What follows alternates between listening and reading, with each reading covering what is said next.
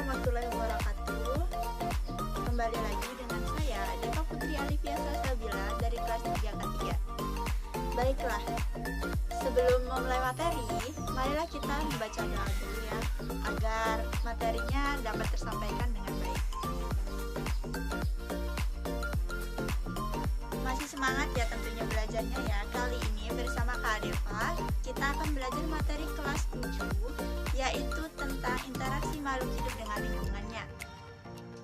Nah, sebelum kita mempelajari tentang interaksi makhluk hidup, kita harus tahu apa sih yang dimaksud dengan ekologi, apa sih yang dimaksud dengan ekosistem. Pasti kalian udah pada sering dengar kan, apa sih ekologi itu? Jadi, ekologi itu adalah ilmu ya. Nah, ilmu yang mempelajari tentang timbal balik makhluk hidup dengan lingkungannya. Sementara ekosistem adalah suatu hubungan timbal balik yang terbentuk antara makhluk hidup dengan lingkungannya. Jadi, ekologi itu adalah cabang biologi yang mempelajari tentang ekosistem. Komponen ekosistem terbagi menjadi dua, yaitu ada komponen biotik dan komponen abiotik. Dan sekarang kita akan mempelajari tentang komponen biotik dulu ya. Jadi yang pertama, komponen biotik itu terdiri menjadi tiga, yaitu ada produsen, konsumen, dan yang ketiga adalah dekomposer atau penguraian ya. Yang pertama, produsen. Produsen itu adalah suatu organisme yang dapat mengolah makanannya sendiri. Jadi dia dapat mengolah makanannya sendiri, atau sering juga disebut dengan autotrof. Nah, misalnya tanaman atau tumbuhan yang dapat berfotosintesis. Yang kedua adalah konsumen. Konsumen ini adalah organisme yang tidak dapat mencari makanannya sendiri. Jadi dia ini mencari makanannya dengan memangsa organisme yang lainnya. Nah, organisme yang tidak dapat mencari makanannya sendiri kita sebut dengan heterotrof. Misalnya ada di hewan dan manusia. Menurut pembagian, konsumen berdasarkan jenis makanannya terbagi menjadi tiga. Yang pertama itu ada karnivora. Karnivora itu adalah konsumen atau organisme yang memakan daging. Contohnya ada singa, harimau, dan lain-lain. Jenis konsumen yang kedua itu ada herbivora, yaitu adalah konsumen atau organisme yang memakan tumbuhan. Yang memakan tumbuhan contohnya ada kerbau, kambing, sapi, dan lain-lain. Menurut tipe yang ketiga itu ada omnivora. Omnivora itu adalah organisme atau pemangsa segalanya. Nah, contohnya itu ada orang hutan, manusia, dan lain-lain. Baiklah, tadi kita sudah mempelajari tentang konsumen dengan jenis-jenis berdasarkan makanannya.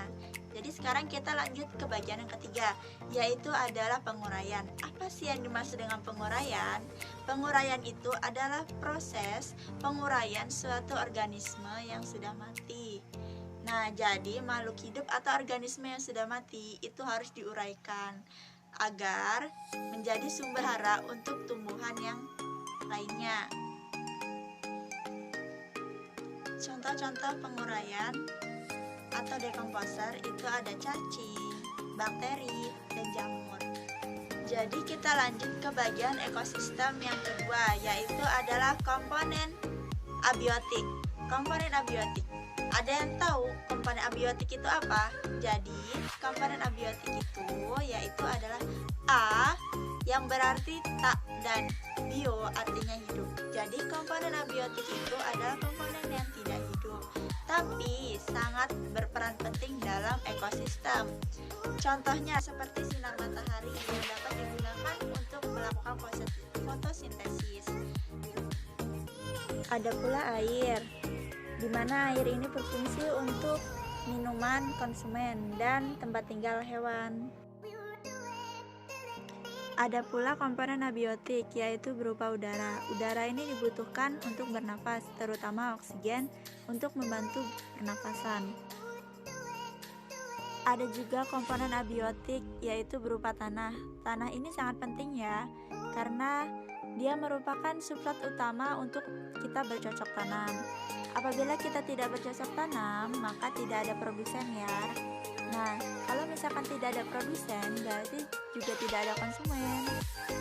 Jadi, apabila tidak ada komponen abiotik ini, maka ekosistem tidak akan berjalan dengan baik. Baiklah, sekarang kita akan belajar tentang pola interaksi makhluk hidup. Pola interaksi dalam ekosistem yang pertama adalah pola interaksi antar makhluk hidup. Contohnya adalah pelangi.